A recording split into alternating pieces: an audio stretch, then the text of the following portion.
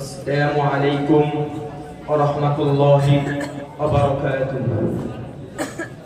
نحمد الله العلي العظيم ونصلي على سيد الأنبياء والمرسلين.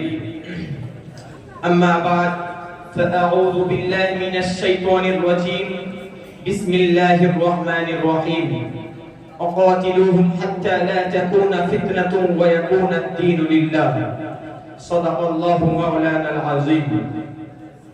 In the name of Allah subhanahu wa ta'ala, most gracious, most merciful, and most mindful, all praise due to Allah, sending blessing and salutation Prophet Muhammad, peace be upon him.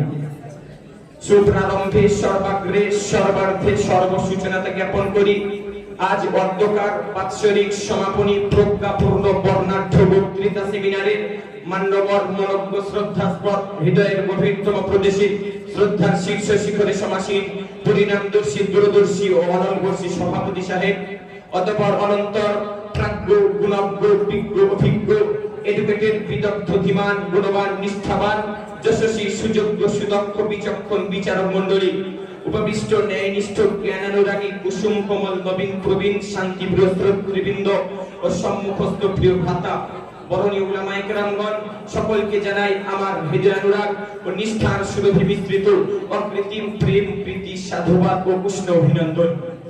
Now I stand up in front of you to deliver a speech about the role of ulama in the independence. বিদগ্ধ বন্ধুগণ, আজ এই প্রজ্ঞাপূর্ণ সমাপনী অনুষ্ঠানে আপনাদের সম্মুখে দণ্ডায়মান হয়েছি ভারতবর্ষের স্বাধীনতা সংগ্রামে উলামাদের অবিস্মরণীয় অবদান সংক্রান্ত নাতিদীর্ঘ আলোকপাত করার নিমিত্তে। ওমা তাওফীক ইল্লা বিল্লাহ। বিদগ্ধ বন্ধুগণ, আমার বক্তৃতা প্রারম্ভ করতে চাই মাওলানা আবুল কালাম আজাদের এক ঐতিহাসিক উক্তি দ্বারা। তিনি দ্ব্যর্থহীন ভাষায় আবিধানিক অর্থে স্বতঃস্ফূর্তভাবে তিনি বলেছিলেন, India is a land of lords, we are not interlopers, we are not guests, we belong here as much as anyone kids.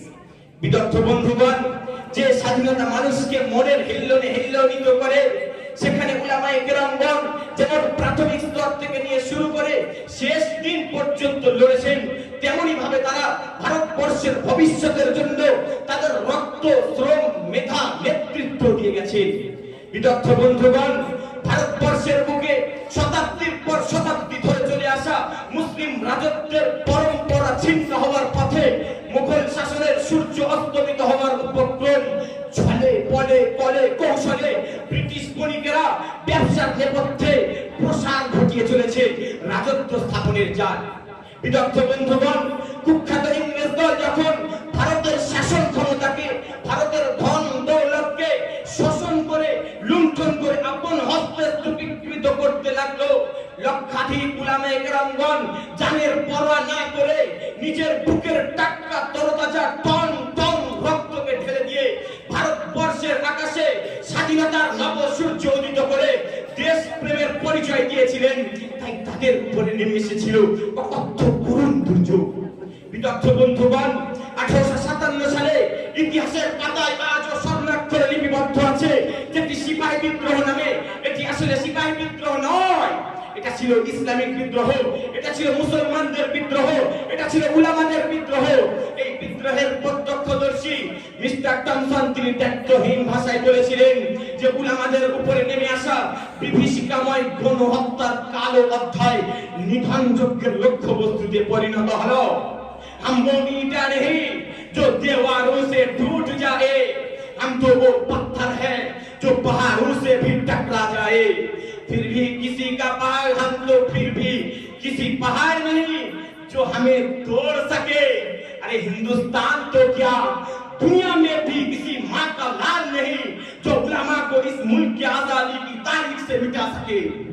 বিদগ্ধ বন্ধুগণ, লক্ষাধিক উলামায়ে কেরামগণ সিদ্দিক আকবরের মতো সততা নিয়ে, ওমরের মতো গর্জন হুঙ্কার হিম্মত নিয়ে, ওসমানের মতো সাখাওয়াত নিয়ে, আলীর মতো শক্তি নিয়ে, মুষ্টিময় নিরস্ত্র প্রায় সেনাদল নিয়ে যুদ্ধাস্ত্রে সুসজ্জিত হাজার হাজার কুখ্যাত ইংরেজদের বিরুদ্ধে সাফল্যজনক লড়াই লড়েছেন।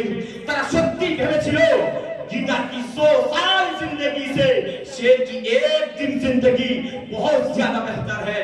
বিদগ্ধ বন্ধুগণ, মোট কথা উলামাদের উপরে নেমে আসা উলামাদের উপরে অমানবিক অন্যায় অত্যাচার অবিচার অনাচার ব্যভিচার দুর্নীতি দুষ্কৃতি নির্যাতন নিপীড়ন নির্বাসন এবং ফাঁসি কাস্টে ঝোলানোর মাধ্যমে তাদের আন্দোলনকে স্তব্ধ করে দিতে চেয়েছিল বেঈমান ইংরেজ দল। বিদগ্ধ বন্ধুগণ, তার মাত্র 15 দিনে 52,000 উলামাকে দিল্লির চাঁদনি চৌক থেকে নিয়ে পাকিস্তানের দাররে খাইবার পর্যন্ত গ্র্যান্ড ট্রাঙ্ক রোডের দুই ধারে সারিবদ্ধ বৃক্ষের মধ্যে ফাঁসির দড়িতে ঝোলায়। শত সহস্র উলামাকে আন্দামান কালাপানি মাল্টা ও সাইপ্রাসে নির্বাসিত করা হয়।